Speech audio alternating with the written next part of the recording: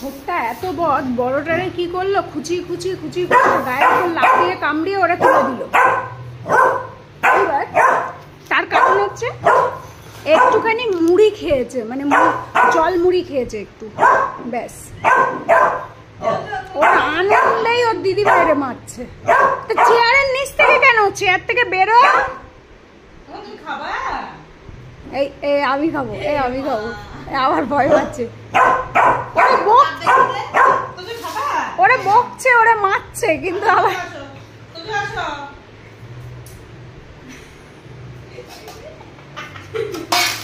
ধরো ধরো ধরো। এই তুই ওরা কামড়াচ্ছিস কেন? দেখো দেখো, ঠিক ঠিক।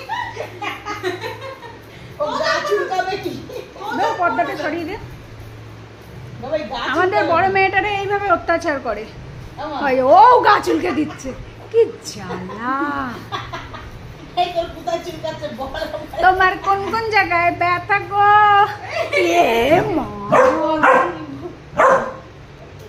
বন্ধু ললিতা, কি অবস্থা? তুই বাবা, তুই দিদি ভাইরে মারছিস হাত দিয়ে, তোর লোক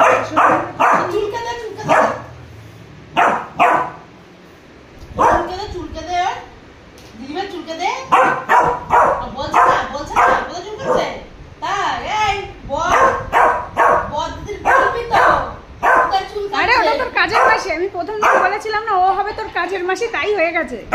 ওর সব লাগে। ধুর বাবা, তুই এত চিল্লা। ওর নিজের গা চুলকাচ্ছে, দেখো, ওর নিজের গা চুলকাতে পারে না। আজ রান্না করিনি তো, খাবি কি? টেবিলের উপর দেখতে শিখে গেছে। আজকে আলু সিদ্ধ ভাত খাবি? দেখো দেখো, টার্গেটের বাবাই তো টার্গেটে রয়েছে। তখন ঘর তুই ওরা মেরেছিস আর ও তোরা ছেড়ে দেবে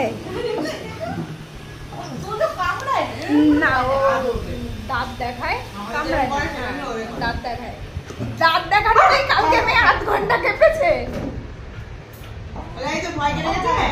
আজকে সন্ধ্যাবেলা আবার দেখাবো। মেয়ে পালিয়ে পালিয়ে,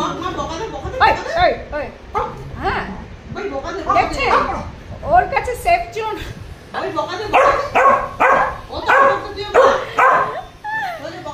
আমার তোমাকে বকছি না আমরা। ধর ধর ধর ধর, চালাক কালা। এবার কোথায় যাবি কালা? এবার ঠ্যাংটা ধরে আর বাইরে ফেলাই দিয়ে আয়, আর নাহলে ছাদে বেঁধে রেখে আয়। তুই আজকে থেকে ছাদের ঘরে। ও মা, পুরো মুখটা ধরেছে।